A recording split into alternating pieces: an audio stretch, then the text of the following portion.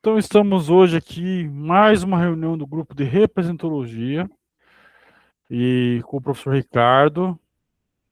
Estamos lendo Meditações Metafísicas de Descartes. E vamos que vamos, hein? Bora lá. Isso aí, muito obrigado, professor Rafael. Que maravilhoso, assim.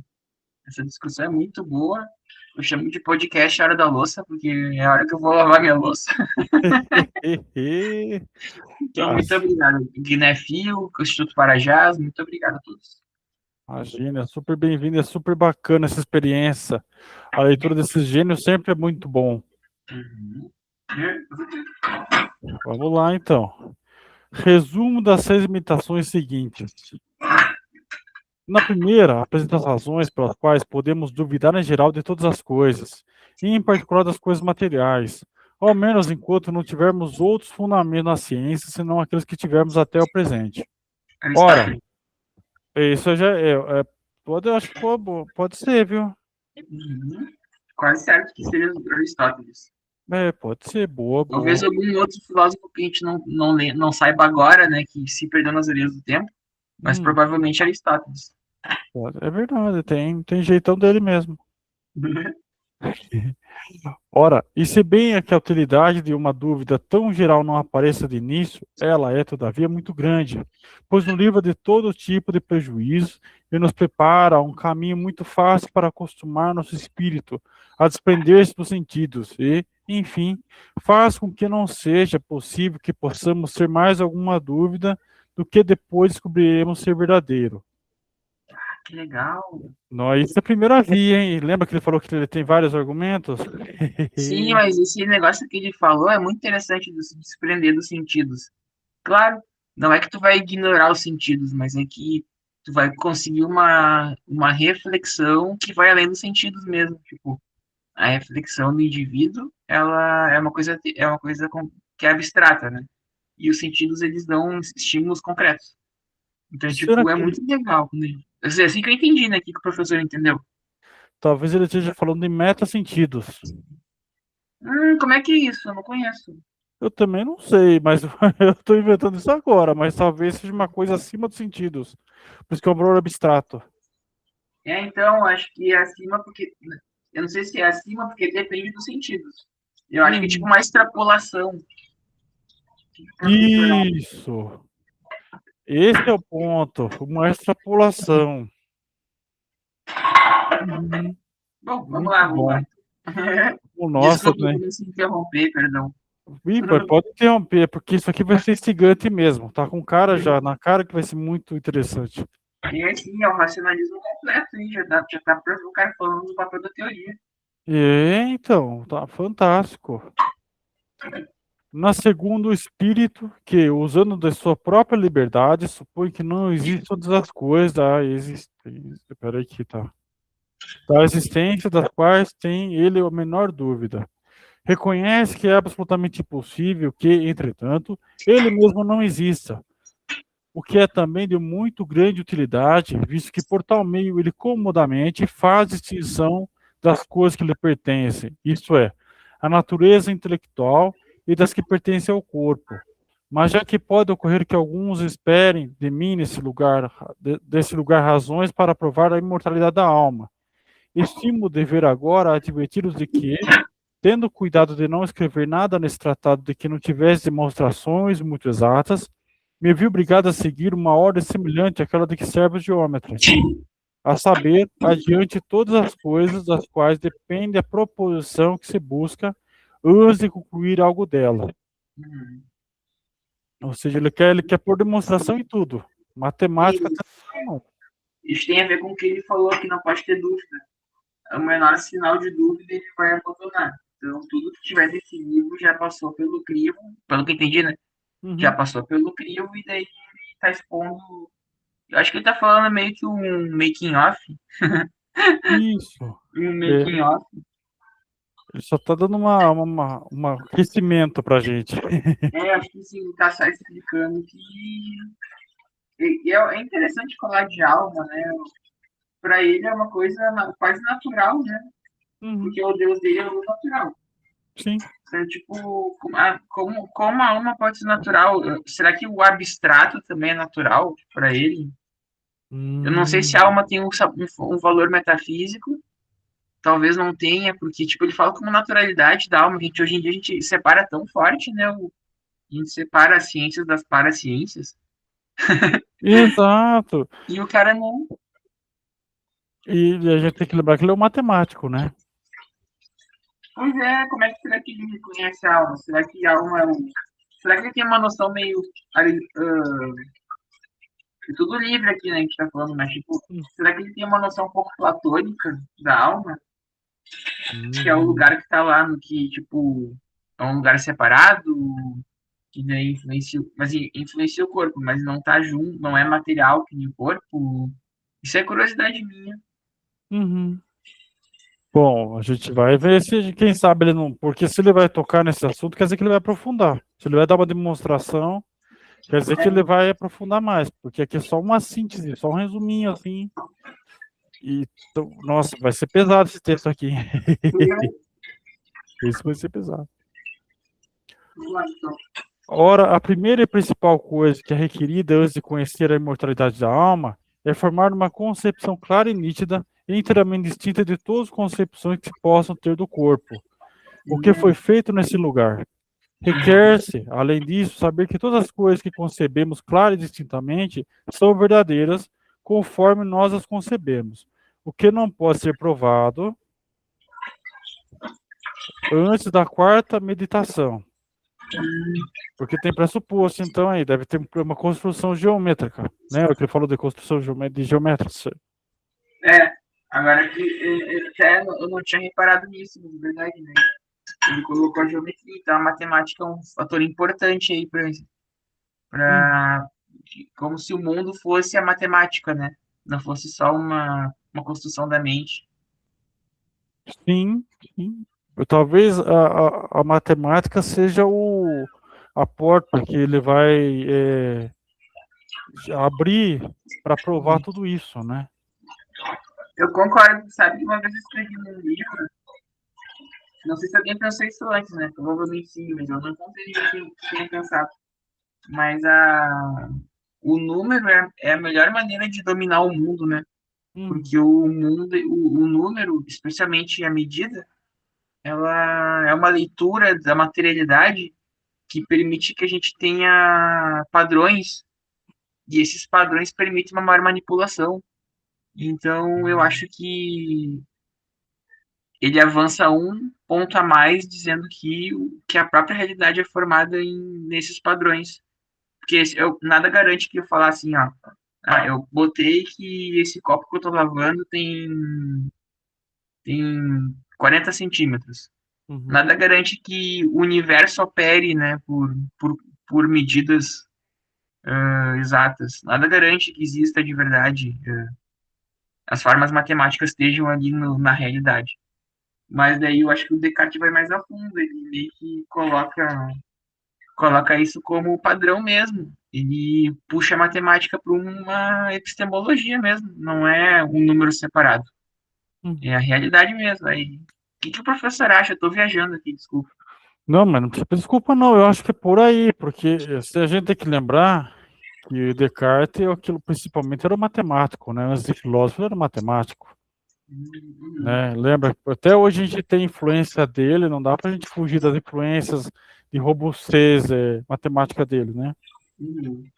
Então, provavelmente ele levou a matemática para outro nível, igual muitos desses matemáticos, igual quem que escreveu aquele Mônadas? Lembra? Mônadas, acho que era matemático também. Ah, não, Leibniz. foi Schopenhauer, não. O Monada. Não, não foi o Bacon.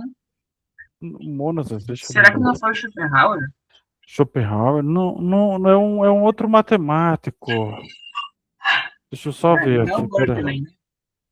Mônadas, lá, Eu acho que é o escrevi Leibniz. sobre ele na série Representações dos Outros.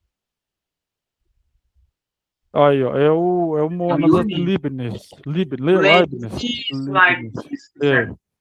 Ele era metafísico, mas ele também era matemático, olha lá. Ele não tem uma coisa que ele era matemático também, ó. Uhum. Deixa eu ver, só tô dando uma checada aqui no Google rapidinho para ver se eu não tô falando Eu besteira, lembro né? que eu tinha escrito ele. Eu tinha escrito ele.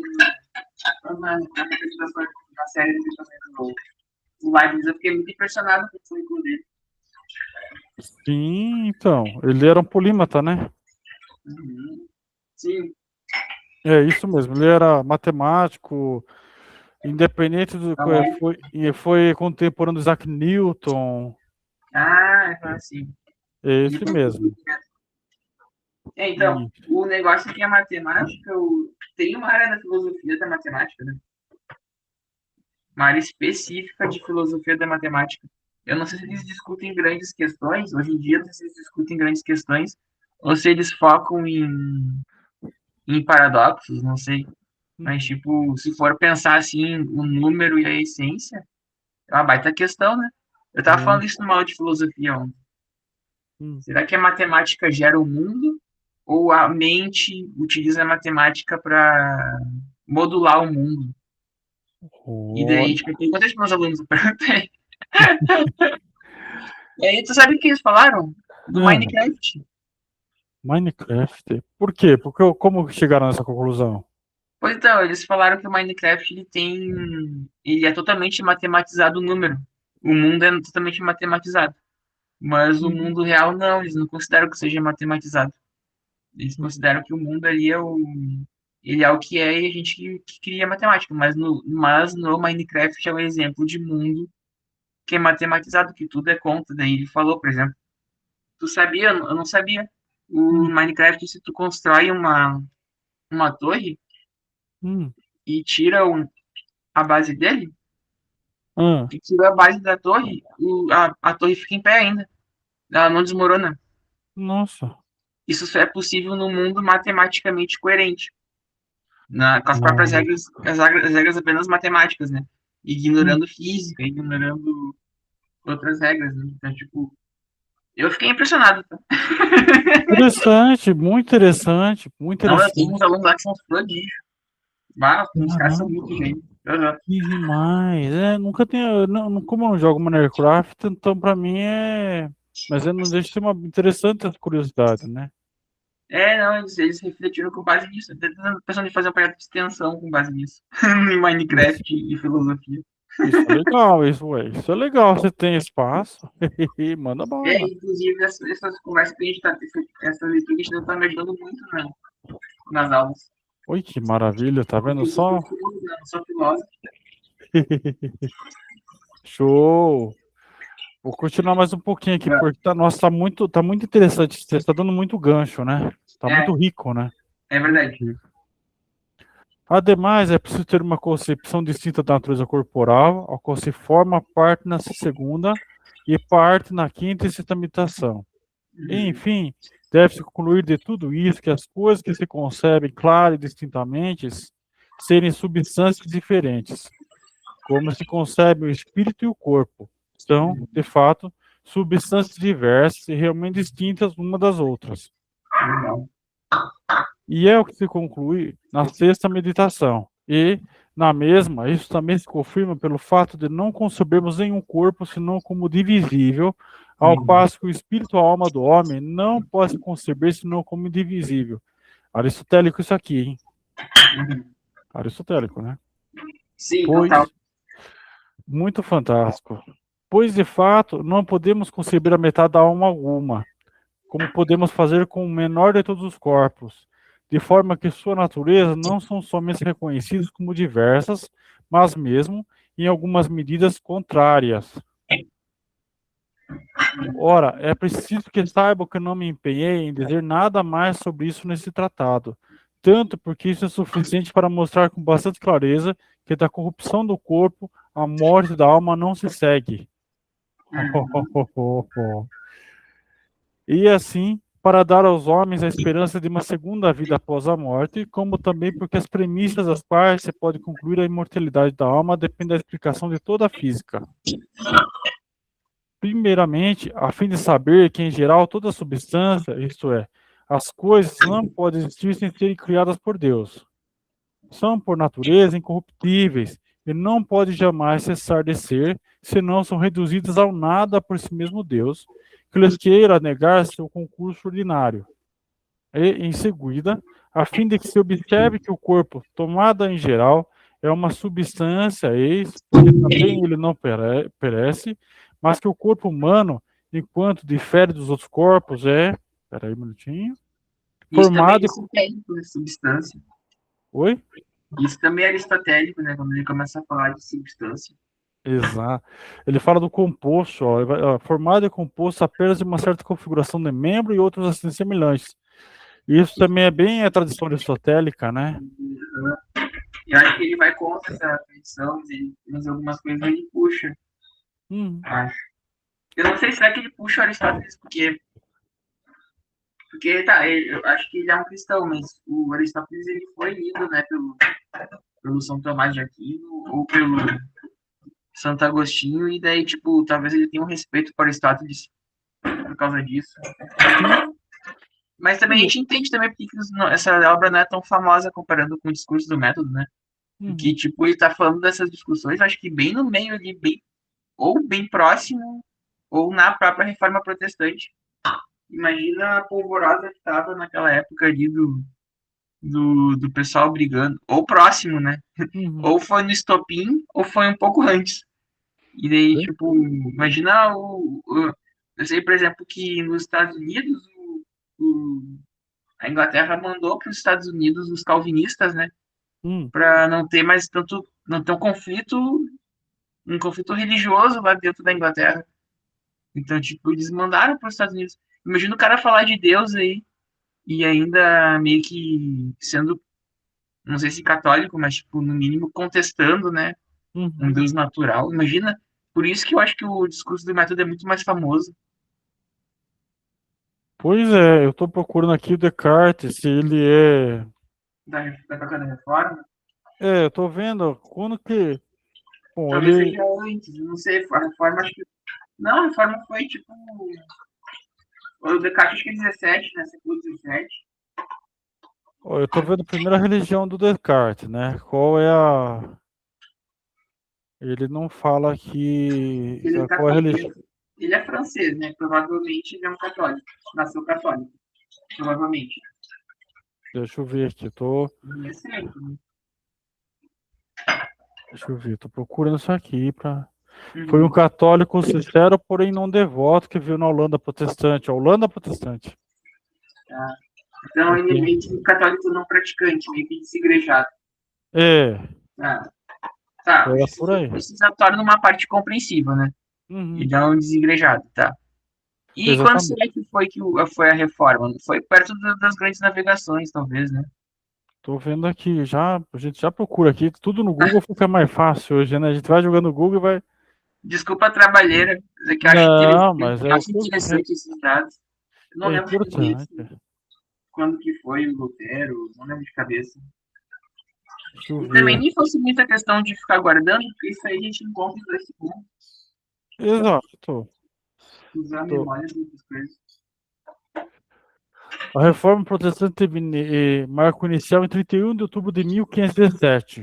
Acho que bem antes, talvez. É, o Descartes, filósofo, peraí. Vamos ver quando ele nasceu. Mas já, Descartes nasceu em 31 de março de 1596 e viveu Ok, até, foi bem no ok. meio, É, foi um não, pouco antes. um pouco antes. Quando ele nasceu, né? Então, quando ele ficou adulto, ele É, escreveu. estava bem no meio da reforma protestante. Olha aí. Não, eu Porque, nunca tinha me ligado nisso. mas ó, porque ó, a reforma do Martinho Lutero foi em 1517. Entendi. Descartes nasceu em 1596, então já estava aí já uns 30 anos de reforma protestante, né? 30, Sim. uns 30 e poucos anos, vai, 30. Isso, Então ele dá tempo de amadurecer bastante o movimento. nasceu bem no meio, bem no meio. E a Foi, América acho que foi mais ou menos nessa época que o 1500, não, já foi mais pra frente, já tinha, acho que já tinha o Novo Mundo. Mas acho que eles exportaram o pessoal lá exportaram os calvinistas mais ou menos por essa época também, para evitar o conflito religioso. O pessoal tava se matando um monte lá. Os tinha tipo os calvinistas, os católicos e tinha mais uma variedade religiosa que eu esqueci. Talvez os ó, luteranos. As pessoas se matavam. Aqui. Ó, agora ele tá falando da Holanda, porque a gente acabou de falar da Holanda, né? Uhum. Quando ele foi perseguido. Porque que teve a Guerra dos 80 Anos, que foi 1568 a 1648. Esse período aqui, praticamente, o Descartes pegou inteiro também. É verdade, verdade. Que E, interessante, né? pois é. Então, de repente, por isso que esse livro aí é muito bom. Ele até tá fazendo um trailer desse livro aí, né? Explicando. Ah, ele tá sendo bem matemático, né? Ele tá pegando os argumentos grandes e depois ele vai decompor as premissas nos capítulos, Exatamente. né? É, ó, Mas, tipo, pode então falar. tá um monte de dados históricos estão sendo cruzados. É isso que é interessante, porque ó, veja que interessante. A reforma protestante começou em 1536, né? Lá, no por Lutero. Mais ou menos isso. Assim, A Guerra dos 80 Anos começou em 1568. Descartes nasceu em 1596. A Guerra de 80 Anos. E terminou em 1648. Descartes morreu em 1650. Ele pegou 1650, isso. pegou Ele tudo. pegou a guerra inteira, praticamente. É, e escreveu também, tipo, ele não era um Kant que ficava isolado na cidadezinha dele. Acho que ele ia, eu acho que ele participava. Provavelmente sim. Provavelmente sim. Quanta coisa, você vê que a gente vai desenterrando legal demais, né? É bacana, porque na verdade tipo assim, se a gente não vê as datas, né? A gente meio que a gente bate em caixinhas, né? Ou Uhum, é tudo, ou é histórico, daí tu vai ver só a causalidade histórica, ou é tipo, ou é ideias. Aí a gente isola um do outro, né? uhum, Mas não quer dizer que a gente esteja determinando o que é isso, né? Mas tipo, o cenário é interessante para pensar, né? Não quer dizer reduzir a filosofia à história ou a história à filosofia, mas tipo, só pensar de outra maneira, sim, pensar sim, junto, né? exatamente. Porque não faz sentido esse livro ser tão bom e não ter, não, e tipo, ele não é conhecido que nem o discurso do método. Hum. Não faz sentido para mim. Esse é metafísico, é do começo mesmo, não é? Eu tô vendo uma coisa aqui, só por curiosidade. Quantas obras ele escreveu, o Descartes? Ele. Deixa eu ver aqui, o Google não fala quantas obras escreveu. Quantas será? Quantos livros será que escreveu, não? Eu acho que ele deve ter escrito tipo uns 5 ou 6. Deve ter os de matemática, que ele deve ter escrito, de matemática pura, né? Uhum. E tem a impressão que ele escreveu só mais esses dois. Se bem que eu tô lembrando que tinha um aluno, um colega meu da filosofia que falava que o Descartes tinha escrito muito. Então talvez ele tenha bem mais. É, eu também tô achando só uns 5 ou 6 também, mas ele deve ter feito muito mais, né? Tem feito mais. Ou escreveu Hum, muito artigo também, é possível. Pode ser, Porque eu, por exemplo, tenho muito mais artigo do que livro. Então ele pode ter sido a mesma coisa. pode ser, pode ser. Vou continuar mais um pouquinho o texto. Nossa, tá muito louco esse texto, tá fantástico, tá robusto, hein? Sim, tá vendo aí que ele tá fazendo demonstração matemática mesmo. Ele tá deixando o mais claro possível. Exatamente. E a alma humana, pelo contrário, não é assim composta de qualquer acidente, mas é uma pura substância. Hum, Pois, ainda que todos os seus acidentes mudem-se, por exemplo, que ela conceba certas coisas, que ela queira outras, que ela sinta outras, etc. É, contudo, sempre a mesma alma, ao passo que o corpo humano não é mais o mesmo só pelo fato de que a figura de alguém de suas partes se encontre-se mudada. Encontra... Daí se segue que o corpo humano pode facilmente perecer, mas que o espírito, a alma do homem, o que não distingue, é imortal por sua natureza. Nossa, que paulada, hein? sim, Que paulada, hein? ele tá dizendo. Mas isso aí, na verdade, é fácil. Isso aí dá pra. É que a alma não é um bagulho que a gente consiga pensar toda clareza quanto o corpo, mas de fato o corpo humano ele muda, né?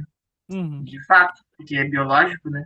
Sim. Ele muda de fato. Então, tipo, isso aí fica difícil de discordar, fica difícil de anular o argumento dele por completo. E ele ainda nem começou, hein? Nem começou a brincadeira. Eu posso ver isso não da parte da alma, mas fica difícil discordar da parte do corpo. É, Difícil. Agora ele vai ter que provar que é uma substância, né? Não é um acidente. É uma pura substância, não é nem uma, é uma pura substância. Vamos ver se ele consegue comprovar pela lógica. Pela Porque demonstração. materialmente acho difícil. Os espíritos até, eles mostram demonstrações, mas ele vai ter que ser pela razão. Ele não tem como fazer experimento. Uhum. Ele nem tem conhecimento de experimento, eu acho. Bom, é isso que a gente espera, né? A gente acha, né? Mas o Descartes não. Eu acho que ele não tem conhecimento de laboratório, por exemplo. É, talvez não tenha no laboratório, mas é exatamente por lógica, É, outra forma, né? uhum. Na terceira meditação, parece-me que expliquei assaz longamente o principal argumento que me sirva para provar a essência de Deus. Todavia, a fim de que o espírito do leitor pudesse mais comodamente abstrair-se dos sentidos, não quis me servir nesse lugar algumas comparações tiradas das coisas corporais. Se bem que talvez aí permaneçam muitas obscuridades, as quais, como espero, serão inteiramente esclarecidas nas respostas que dei às objeções que depois me foram propostas. Como, por exemplo, é bastante difícil entender como a ideia de um ser soberanamente perfeito, a qual se encontra em nós, contém tanto da realidade objetiva. Isso é, participa por representação em tantos graus de ser e de perfeição, que ela deve necessariamente vir de uma causa soberanamente perfeita. Olha que Ele falou legal. representação, viu? Eu escutei. Oi? Ele falou a palavra representação que eu escutei. Então vamos ver aqui. Agora, representações, ó, e participa por representação em tanto graus de ser e de perfeição que ela deva ser necessariamente vir de uma causa soberanamente perfeita. E falou com você agora aqui. É para você a pergunta. Falou que ele acabou de dizer que existe um referente perfeito, e daí por isso eu consigo fazer a cópia imperfeita. Eu acho que daí E, não tem sobre esse tipo de argumento de tipo dizer que. Eu acho que existe esse argumento, na verdade. hum, Que se existe a cópia é porque existe o original, né? hum, Então eu acho que é um pouco disso. A gente sabe que o original ele pode deixar de existir também, né? hum. Ou pode ter sido uma percepção errada. Então, tipo, até ele vai derrubar isso aí depois. Talvez ele esteja expondo o argumento que ele vai derrubar, não sei. Eu acho também, eu acho também. Mas você vê que ele tá chamando na chincha aí, tá chamando você na chincha, hein? Quer arrumar confusão com você, hein, professor? Arrumar treta com você. Virem aí, se virem aí. Não tem nada a ver com isso. E é interessante porque a noção de referente ela bate um pouco nessa questão, tipo, que é o que a representação ela tenta abraçar, mas não consegue de todo, assim. Tanto que existe uma. Até inclusive eu vou fazer um meme disso no fim de semana, das representações indo atrás do referente. Eu É, vou, daqui a pouco eu vou dar um spoiler do meio. Mas, é. tipo. Mas aí, tipo assim, ele tá falando de um referente só, que no caso seria Deus, Uhum. que eu acho que. Aí sim você pode pensar comigo, tá? Ah, A alma seria tipo uma intermediação entre o corpo e Deus, né? Porque eu hum, acho que ele não teria as limitações não teria as limitações do corpo e Deus ele não tem limitação nenhuma, né? Até tem em algumas variedades do cristianismo ele tem corpo que nem o nosso, né? uhum, Mas tipo eu acho que a alma tipo o corpo é uma representação da alma e daí essa alma é a perfeição que remete a Deus e o corpo é a representação que tenta copiar, né, isso com a biologia. Só que daí não consegue, porque o que de fato se aproxima do Deus dele seria de fato a alma, né? uhum, Então, a alma seria a imagem e a semelhança talvez fosse o corpo.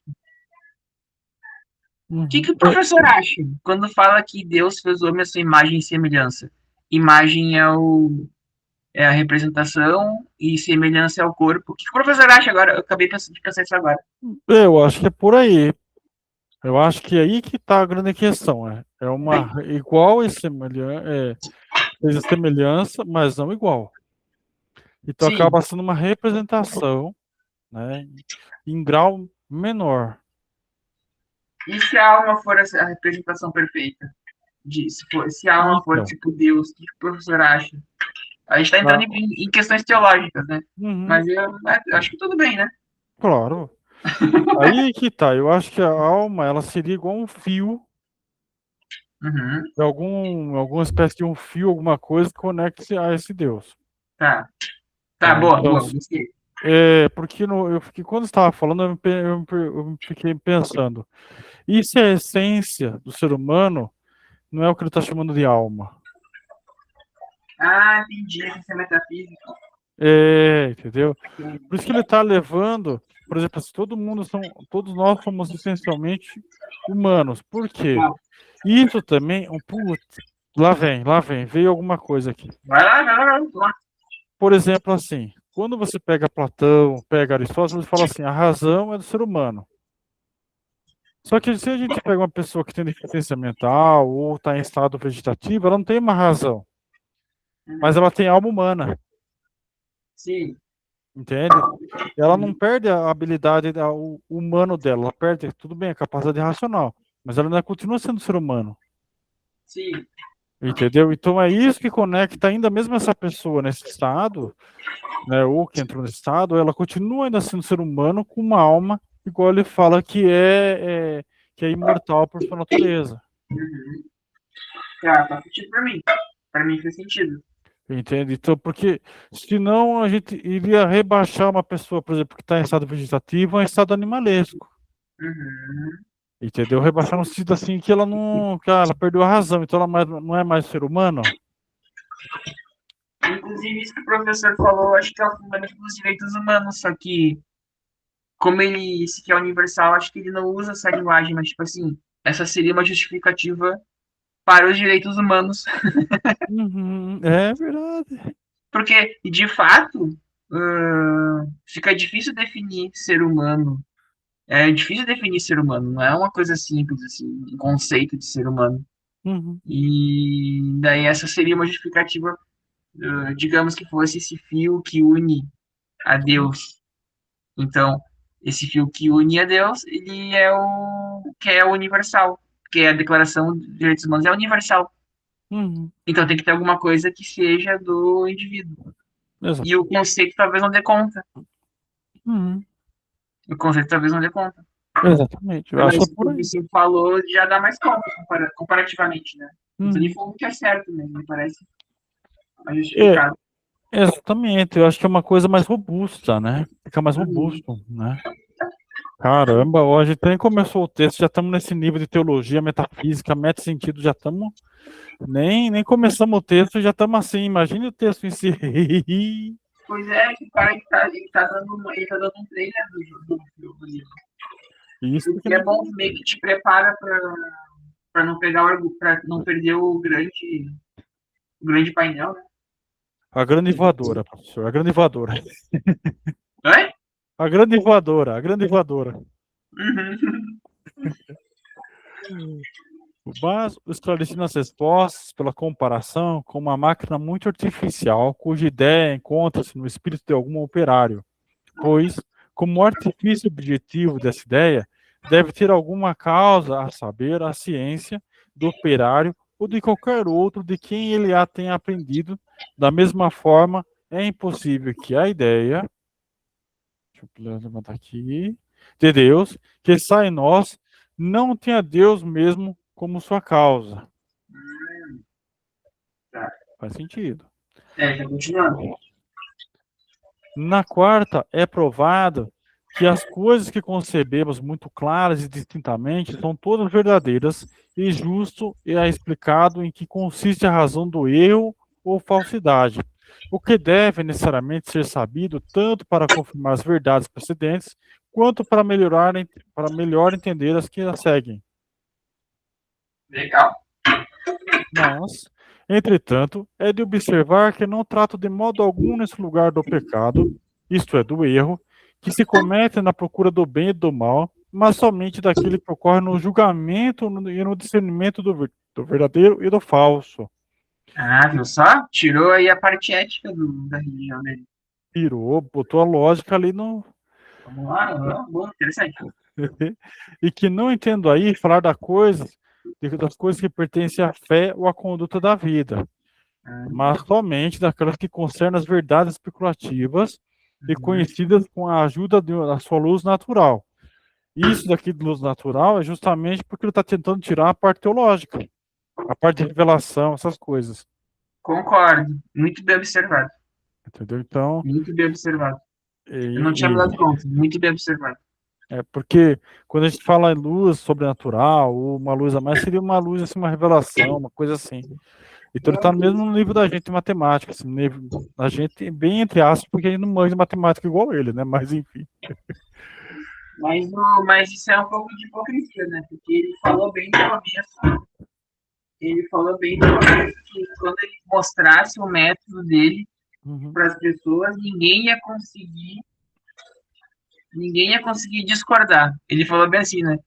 Se uhum. compreendesse, não ia conseguir discordar. Então, acho que ele está sendo um pouco hipócrita de falar É, é que é tão verdade. natural assim, não é tão natural assim, não. Ele tá puxando do.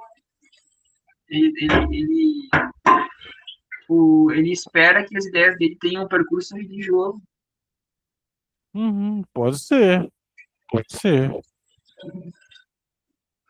Na quinta, além de que a natureza corporal tomada em geral seja explicada, a essência de Deus é ainda demonstrada por novas razões, nas quais, todavia, se pode encontrar algumas dificuldades, mas que serão resolvidas nas respostas às objeções que me foram feitas. E aí também se descobre de que forma é verdadeiro e que a certeza das demonstrações geométricas depende do conhecimento de um Deus. Caramba, tá chamando tudo a matemática, hein? É, talvez a matemática seja o Deus dele. Deixa eu ver aqui, peraí. Enfim, na sexta, distingo a ação do entendimento daquela da imaginação. As marcas dessa distinção aí são, deixa eu ver aqui, descritas. Mostro que a alma do homem é realmente distinta do corpo e, todavia, que ela lhe é tão estreitamente conjunta e unida que não compõe senão uma mesma coisa com ele. Todos os erros que procedem dos sentidos aí são expostos com os meios de evitá-los. E, enfim, aporto todas as razões das quais pode concluir a existência das coisas materiais. Não que eu julgue muito úteis para provar o que elas provam, a saber que há um mundo que os homens têm corpos e outras coisas semelhantes que nunca foram colocadas em dúvida por nenhum homem de bom senso, mas porque, considerando-as de perto, chega-se a conhecer que não são tão firmes nem tão evidentes quanto as que nos conduzem ao conhecimento de Deus e de nossa alma. De Boa. forma que essas são as mais certas e as mais evidentes que podem cair no conhecimento do espírito humano. E é tudo que tive o desígnio de provar nessas 6 meditações.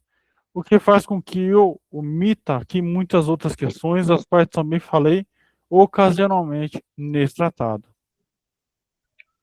Viu que É. daí, será que ele colocou a perspectiva de uma continuação também? Ou de outras Hum, edições? O que eu gosto, assim, que tinha os autores das antigas hum, e que eu queria ver de volta, e hum, eu tento trazer também, hum, são respostas e objeções. Mas isso era muito legal que tinha. Eles iam fazer palestra, daí hum. as pessoas faziam perguntas. E daí eles registravam as perguntas e as respostas e botavam, tipo, daí numa nova edição do livro, tinha as perguntas e respostas. Cara, isso era muito legal. O Durkheim fazia isso. Eu Hum, acho que nesse livro também tem o Descartes fez também. Tipo assim, isso é de uma dialogicidade hum. com o público, sabe? Que é muito bacana e não se faz mais, se perdeu esse hábito. Uma pena, E uma não pena. vejo mais isso. No máximo uma entrevista de alguém, de um especialista. Mas eu vejo assim que se perdeu esse hábito.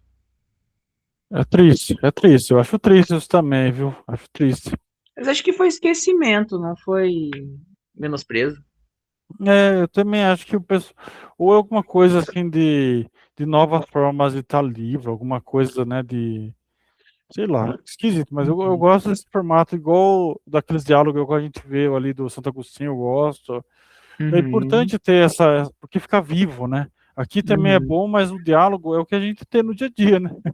Uhum. Ah, uma questão interessante que ele fala aí Hum, é da noção de claro e distinto.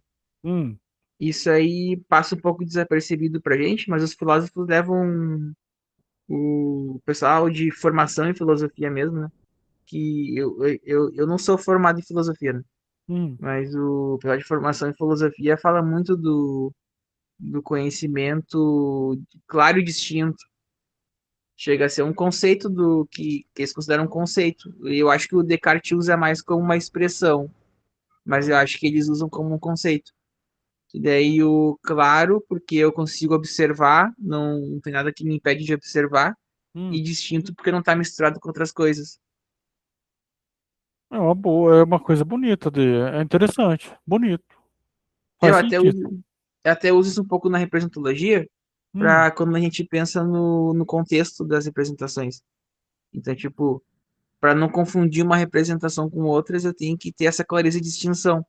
Porque, tipo, eu não posso confundir uma representação de, sei lá, de corpo com uma representação de movimento. Eu tenho que ter bem distinto as duas representações para não misturar elas, né? hum, Porque se eu misturar elas, daí eu vou misturar os núcleos. E daí o que acontece é que às vezes as representações elas entram umas nas outras. Então, hum. mas mesmo assim eu tenho que ter essa distinção bem forte. Não fica puro, Então, não fica uma representação pura. elas se associam, se desassociam, elas se movimentam, e Uhum. daí elas não são puras, às vezes elas compartilham elementos da memória para se corroborar, mas aí tem que ter essa distinção bem forte. Eu tenho no meu método ali como distinguir uma representação de outra. É importante, tem que cuidar muito com isso, porque daí toda a causalidade se vai, Uhum. e Fantástico. aí vai do Descartes, isso aí. Eu tirei do Descartes. Descartes é brabo, tá de brincadeira, hein? É. Vamos lá, então. Meditação primeira das coisas que se podem colocar em dúvida. O Uhum. bicho já vem com os dois pés, né? O que não pode, né? A gente se pergunta o que não pode, então, colocar em dúvida, né? No caso, ele vai chegar no spoiler é do penso que quando eu penso, o pensamento eu não posso botar em dúvida. Que alguém pensa, não dá para se colocar em dúvida, é a única coisa.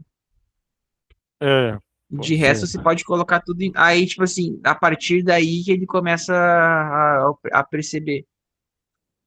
É muito doido. Interessante. Vamos ver Uhum, quais são as premissas do bichão, que ele está vindo aqui. Há já algum tempo me apercebi de que, desde meus primeiros anos, receberá grande quantidade de falsas opiniões como verdadeiras e que o que depois fundei sobre princípios tão mal segurados só podia ser muito duvidoso e incerto. De forma que me era preciso empreender seriamente uma vez em minha vida, desfazer-me de todas as opiniões que até então aceitaria em minhas crenças e começar tudo de novo, desde os fundamentos, se quisesse estabelecer algo firme e constante nas ciências. uhum, Mas, parecendo-me ser muito grande esse empreendimento, aguardei até atingir uma idade que fosse tão madura que eu não pudesse esperar outra depois dela, da qual eu uhum. fosse mais capacitado para executá-la. O que me fez adiar por tanto tempo que, doravante, acreditaria cometer um erro se empregasse ainda em deliberar o tempo que me resta para agir. Caramba, ele botou pilha nele mesmo, hein? E acho que tem um pouco de indignação aí de ter acreditado em coisas que não são verdadeiras, né? Então, Com tipo, certeza. na verdade, acho que ele tá pedindo pra gente colocar em dúvida também, né? Porque, tipo, todo mundo já mudou de ideia, né? Em alguma coisa. E ele tá falando que ele descobriu que o que ele achou que sabia era mentira. Então, o que a gente acha que sabe não quer dizer que seja verdade, né? Exatamente. Ele E de estava numa fato, posição mais madura. e de fato as pessoas mudam de ideia. Isso aí não me parece bem razoável. As pessoas mudam de ideia. E todo mundo já mudou de ideia em algum momento. Com certeza. Inclusive ele. Sim, sim. Inclusive. Agora, pois que meu espírito está livre de todos os cuidados e que me proporcionei um repouso assegurado numa aprazível solidão, aplicar-me-ei seriamente com liberdade a destruir em geral todas as minhas antigas opiniões. Um renascimento aí. É brabo, Ele ó. não foi, ele quase foi para uma caverna, mas ele foi para uma casa, né? É quase um renascimento. Exatamente. Ora, não será necessário, para atingir esse desígnio, provar que são todas falsas, o que talvez nunca levasse a cabo. Mas, visto que a razão já me persuade de que não devo menos cuidadosamente impedir-me de crer nas coisas que não são inteiramente certas e indubitáveis, do que naquelas que nos parecem manifestadamente ser falsas. O menor motivo de dúvida que encontrar bastará para fazer-me rejeitar todas. E, para tanto, não é preciso que eu examine cada uma em particular, o que seria um trabalho infinito. Mas, porque a ruína dos fundamentos arrasta necessariamente consigo todo o resto do edifício. Abordarei de início os princípios sobre os quais todas as minhas antigas opiniões estavam apoiadas. Caramba, Ele vai derrubar o prédio pegando o alicerce. só vai derrubar esse prédio porque não tá no Minecraft. Ah, Lembrei dessa piada agora. Lembrei dessa é, agora. não, na verdade é uma piada muito perfeita para isso, porque a pessoa também, ela, quando ela vai construindo Minecraft, ela se isola, né? Ela fica ali jogando. Exatamente. Mas, tipo, eu acho que se for pegar assim, eu acho que se tu fosse catalogar as opiniões que a pessoa tem numa vida, realmente seria um banco de dados muito grande, né? Hum, E, e não só grande, mas a pessoa teria que se esforçar para lembrar de tudo. Então, eu acho que ele foi certeiro de falar que vou derrubar então o axioma, né? O princípio dela. Daí fantástico. mostrar que o axioma tá errado, e o que é uma contradição lógica, porque o axioma ele tá certo por princípio, né? Ele não é lógico. Exatamente, exatamente. Ele tá. O que pode suspeitadamente ele ter alguma coisa falsa já derruba inteiro, né? Uhum. Fantástico. É. Tudo o que recebi até o presente, com mais verdadeiro e seguro, aprendi-o dos sentidos ou pelos sentidos. Ora, algumas vezes experimentei que tais sentidos eram enganadores, e a de prudência jamais confere inteiramente naqueles que uma vez nos enganaram. Olha só. Isso não é verdade. Tem muitas coisas que tu aprende por argumento de autoridade. Sim, sim, Ele, acho que ele exagerou nisso aí. Mas ele tá falando dos sentidos, né? Os sentidos podem nos enganar, e é verdade. exatamente. Mas, ainda que o sentido nos engane algumas vezes no tocante às coisas pouco sensíveis e muito distantes, talvez se encontre muitas outras, das quais não se podem razoavelmente duvidar. Acho que ele falou para você aqui. Conquanto conheçamos por meio deles. Por exemplo, que estou aqui sentado perto do fogo, vestido com um roupão, com esse papel entre as mãos e outras coisas dessa natureza. Tomando uns bons drinks, né? E provavelmente um charutinho, né? E um charutinho também, uma coisa, como é que um cachimbinho. É, e depois vai falar que depois disseram que eu tô na pior.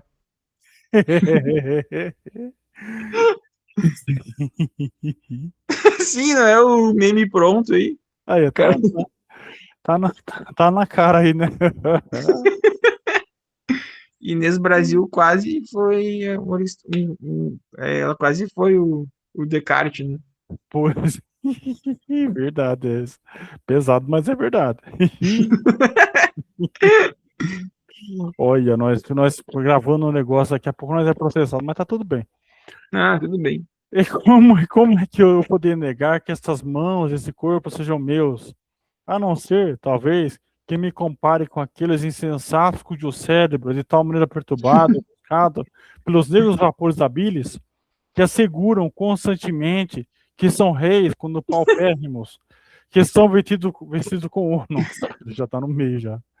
Ele tá Peraí. falando da pessoa que tá tendo uma alucinação, né? É, exatamente.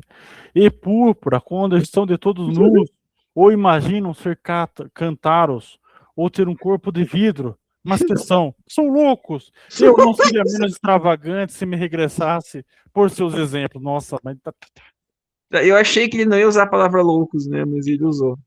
Eu tava pô, falando, eu falava, nossa, que gentil o Descartes, né? Nem vai usar a palavra louco. ele não Usou. foi nem gentil com os acadêmicos, acho que ele vai ser gentil com as pessoas. Nem com os acadêmicos. Ai, ai. Todavia, tenho que considerar que aqui sou homem e, por conseguinte, que costumo dormir e representar-me em meus sonhos as mesmas coisas, ou algumas vezes menos verossímeis que aqueles insensatos quando estão em vigília. Nossa, ele vai pegar pesado. É verdade, tem cada sonho maluco. Pois é, Freud explica. Essa já é outra aula, já tá na outra aula do grupo da, que eu sou moderador.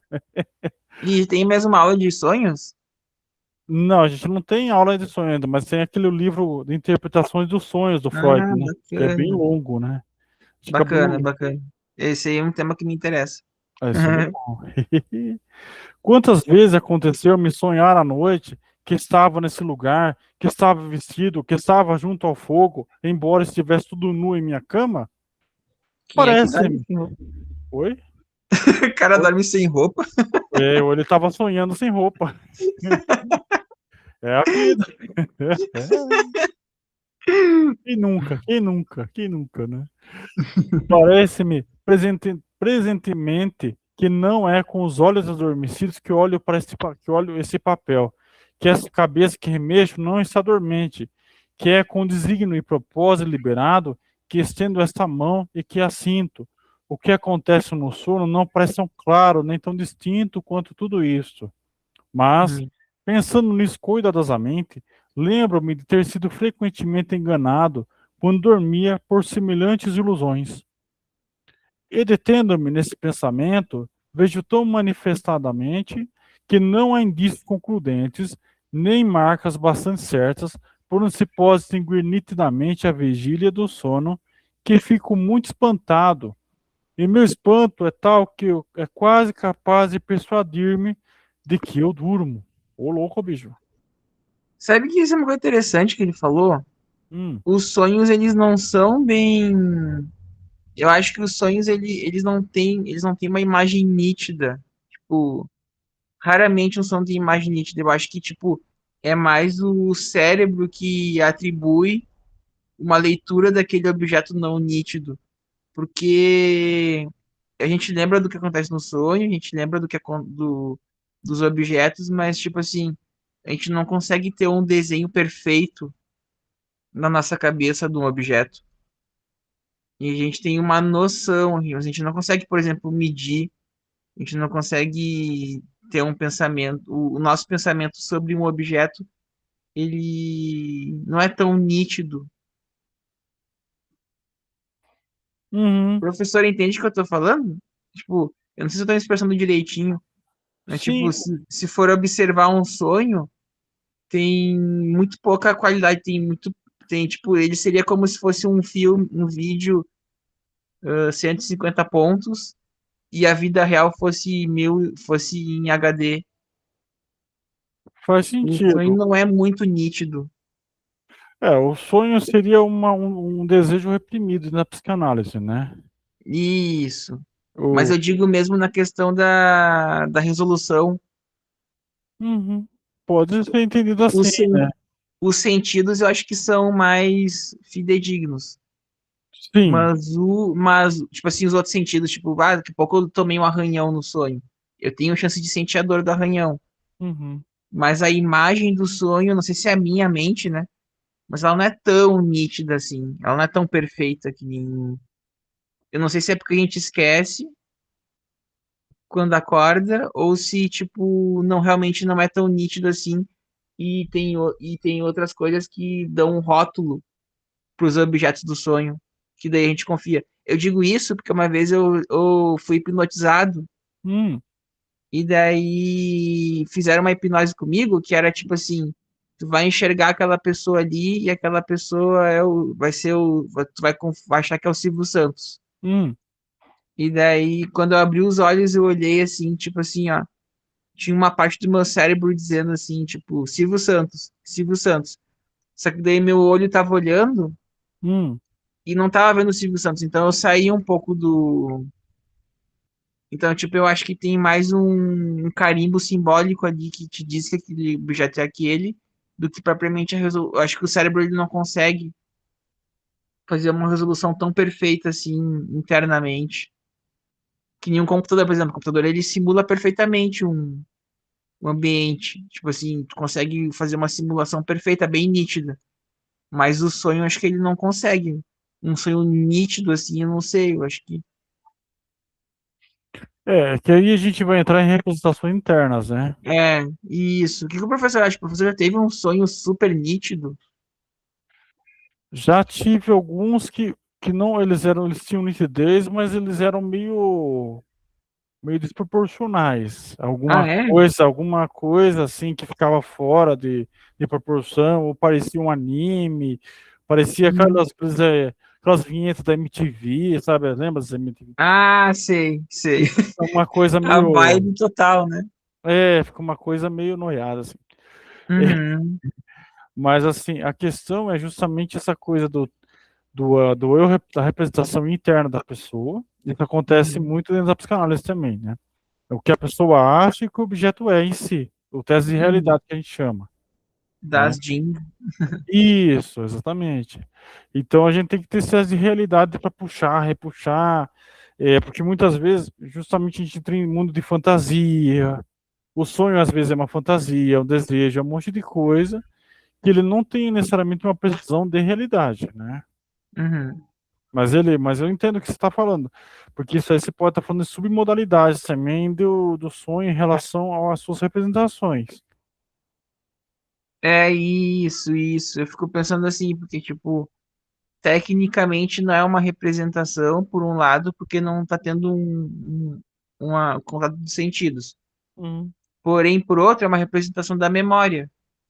uhum, Então, tipo, tanto é que eu acho que, agora avançando, uhum, tanto é eu acho que o pensamento e o sonho são tão nítidos que às vezes tu consegue ter um pensamento de um desenho e não consegue executar ele uhum. com perfeição. Se o pensamento ele fosse tão nítido, tu ia ter de onde copiar o desenho Mas aí você entra com outro fator, e aí já entra com a parte do corpo, né?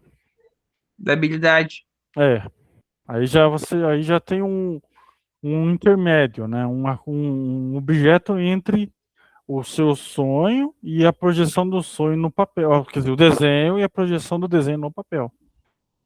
Pois é, mas mesmo assim, ó, professor, mesmo Hum, assim, digamos que o seguinte, ó, eu posso, por exemplo, desenhar mal uma coisa, uhum, mas se eu começar a copiar, alguma semelhança deve ter, tipo assim, eu ficaria satisfeito com o resultado. hum, Porque daí, tipo, eu conseguiria consultar aquilo ali, não é como se fosse um arquivo aberto. O uhum, pensamento não é como se fosse um arquivo aberto, é como se fosse um arquivo, tá, talvez aberto, mas é um arquivo aberto com uma neblina na frente, ou com baixa resolução. uhum. É Aí interessante.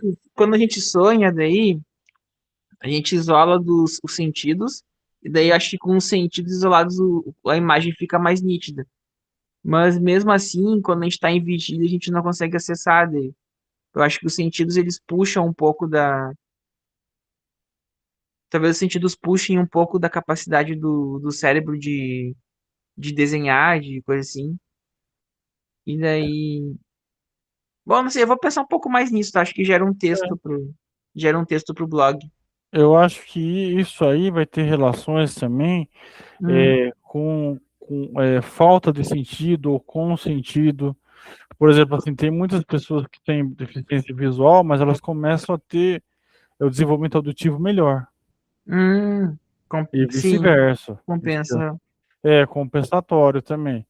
Porque de qualquer jeito, a gente ainda se a pessoa não tiver em estados assim, igual vegetativos, mesmo em estados vegetativos, mesmo que está inconsciente, pessoas que estão assim acamadas, inconsciente por causa do acidente, alguma coisa assim, mesmo muitos médicos falam assim, ó, vai conversar lá com a pessoa, ela pode não responder, mas às vezes ela ouve, inconsciente ela Uhum, ouve. Então ainda a gente tem alguns sentidos que estão ali mínimos ali funcionando cerebrais, algumas coisas assim. uhum. Tá, acho que Eu- sim, faz sentido. Então talvez seja nesse sentido também, porque ele não se perdeu totalmente tudo, né? Alguma coisa Uhum. ali ainda tá, alguma representação de alguma coisa ainda talvez seja dentro dessa pessoa. Sim, em memória, né? É em memória, em memória. Tá. Faz sentido. Que doideira, hein? É, garoto, Mas é é. pra isso mesmo, né? Vamos ler mais um pouquinho. Já deu 4 horas já, meu Deus do céu. Vamos ler aqui só para fechar a página aqui. Tá. Suponhamos então agora que estamos adormecidos e que todas as particularidades a saber, abrimos os olhos, que mexemos a cabeça, que entendemos as mãos, estendemos as mãos e coisas semelhantes são apenas falsas ilusões. E pensemos que Que talvez fazemos nossa. xixi. Oi? Tem aquele negócio, não faça xixi no teu sonho, porque senão É, pode ter não coisa é na vida verdadeiro, real. né? Exatamente, tem essa aí. Quem nunca também? Quem nunca, né? Quem nunca? Então. E, e pensemos, pode continuar lendo, só não podia perder a brincadeira. Mas é exato, mas o pior que nem brincadeira, porque isso já sempre acontece, eu já me entregando. Eu me ferrei já aqui, pelo amor de Deus. Que bom que ninguém tá vendo minha cara, pelo amor de Deus. Lá ele, lá Edita essa ele, parte. lá ele, edita essa, que Ai, é bom meu comprar Deus. o filho da adulto. Então, que se pode ser a semelhança de algo real e verdadeiro, e que assim, pelo menos essas coisas gerais, a saber, olhos, uma cabeça, mão e todo o resto do corpo, não são coisas imaginárias, mas verdadeiras e existentes. Pois, na verdade, os pintores, mesmo quando se esforçam, como o artifício em representar sereias e sátiros com formas esquisitas e extraordinárias, não lhe podem, todavia, atribuir formas e naturezas inteiramente novas, mas faz somente certas misturas e composições dos membros de diversos animais. Olha É aí, verdade. deixa eu ver aqui. Ou então, se talvez sua imaginação for bastante extravagante para inventar algo de tão novo que jamais tínhamos visto nada de semelhante e que assim sua obra nos represente uma coisa puramente fingida e absolutamente falsa. Por certo, no mínimo as cores com que eles a compõem devem ser verdadeiras. Nossa, é alguma coisa, ó, tá vendo? Alguma coisa verdadeira. Sim. Alguma É, coisa porque se tu pegar uma sereia, é um rabo de peixe e verdadeira. um tronco de uma mulher. Se Uhum. tu pegar o sátiro, é as pernas do bode e o corpo, o tronco de um homem. Então, realmente, tu faz misturas, eu acho muito adequado. É mesmo que a gente diga que não exista nada, nenhum desses dois existam. É que nem aquele monstro lá do Stranger Things. É uma planta carnívora com um corpo humano. Então, tipo, realmente, mas mesmo se eu disser que nenhuma dessas partes da mistura existe, eu vou dizer que a cor é verdadeira. Pelo menos a cor é verdadeira. E agora que você tocou nesse ponto do Stranger Things, eu queria gravar uma crítica aqui a essa série. Qual? Logo na primeira temporada, um bicho desse aí toma um pau de um cara com um taco de beisebol com um prego, toma 20 tiros, não cai, mas toma um pau de um cara com um taco de beisebol. E isso aí não é verdade. Eu Fica nunca a assisti crítica. isso. É, mas então, você nunca assistiu a primeira temporada, aparece isso aí. Eu nunca assisti o Stranger Things. Será que Não ele não assistiu? ficou enfraquecido com os tiros, daí o cara deu o golpe final? Mas o pior é que não, ele tomou umas 20 pauladas e caiu. Você vê o poder do taco de beisebol. Melhor do que no Americanos são, 38. Fica os a dica. americanos são muito nacionalistas. Mas é exatamente, exatamente. Bem simbólico, bem representado, bem representado. É, Ai, perfeito. gente. Muito legal esse livro mesmo. Nossa, fantástico. A gente tá, nossa, muito bom. Bom, então, professor, eu agradeço. Então, já deu nosso horarinho, mas hoje foi muito rico, né? Uhum. Tá sendo muito legal essas experiências de leitura, é sempre maravilhoso a gente ler, trocar ideia. Eu acho uma coisa que uma pena que não tem tanta gente fazendo isso. Ah, não tem problema nenhum. Isso aí vai. Esse é exercício nosso. Só tá disponível aí pra quem quiser ouvir, mas Eu acho é um exercício que me ajuda muito. ótimo, para mim também, para mim é fantástico. A leitura dos autores eu acho fundamental, a leitura assim, de a gente chegar e ler, discutir, para evitar fofoca ou filosofia. Eu queria fazer uma Uhum. piada com isso, tipo fofilosofia, uma coisa assim, ou Ah, uma ótima, filosofia, ótima ideia. sabe? Porque assim você olha o autor e fala: caramba, o cara é bom, o cara é ruim, acertou aqui, acertou assado, aqui o cara mandou muito bem, aqui não parece tão interessante. Isso é uma coisa que eu acho muito enriquecedora, né? Uhum. Sem intermédio, a gente lendo, estudando, vendo, concordando, discordando, ampliando, melhorando, criticando. Isso enriquece muito o debate, professor. Perfeito, eu concordo. Muito obrigado, eu agradeço pela oportunidade. Eu que agradeço. Vou aqui para a gravação. Prontinho.